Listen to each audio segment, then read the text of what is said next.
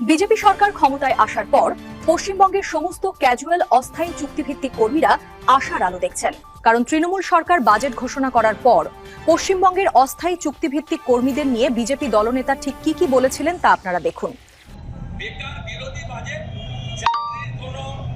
লক্ষ্যমাত্রা নেই এবং কন্ট্রাকচুয়াল লোকেরা শুধুমাত্র আশা আইসিডিএস সিভিক ভলেন্টিয়ার নয়, ডাটা এন্ট্রি অপারেটর থেকে ভিলেজ রিসোর্স পার্সন থেকে নানা ধরনের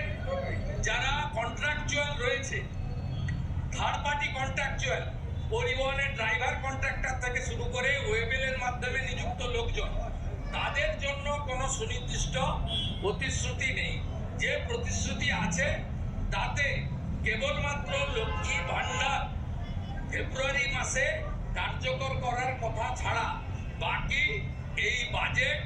কার্যত আমরা বলতে পারি এই বাজেট দিশাহীন এবং